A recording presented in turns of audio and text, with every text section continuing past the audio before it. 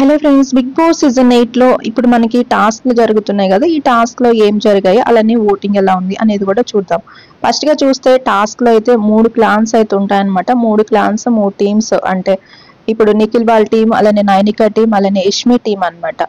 ఇక ఫస్ట్ చూస్తే యష్మి టీమ్ లో వచ్చేసి చూస్తే అభయ్ నవీన్, పృథ్వీరాజ్ వీళ్ళిద్దరూ పార్టిసిపేట్ చేస్తారనమాట.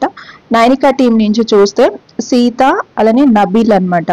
ఇక నిఖిల్ టీం నుంచి చూస్తే నిఖిల్, మణికంఠ ఇలా టాస్క్లు అయితే వీళ్ళైతే ప్లే చేస్తారు. ఫస్ట్ చూస్తే ఇక పిజ్జా టాస్క్, నెక్స్ట్ చూస్తే లెమన్ టాస్క్, వీటిలో కొన్ని టాస్క్లు అయితే ఆడారనమాట. దీంట్లో చూస్తే యష్మి టీం ఫస్ట్ గా విన్ అయినట్టయితే తెలుస్తుంది.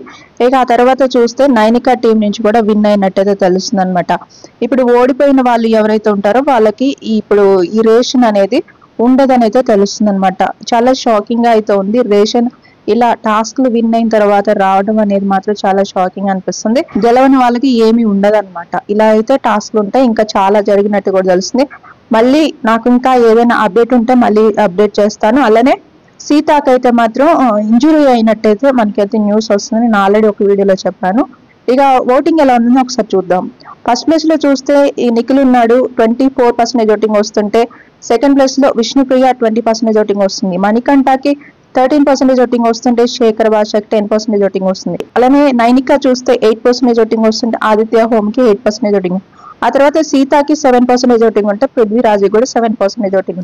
ఇది జస్ట్ ఫ్యాన్ పోల్స్ అనమాట. ఈ రోజు నైట్ అయితే అసలు ఓటింగ్ స్టార్ట్ అవ్వబోతుంది.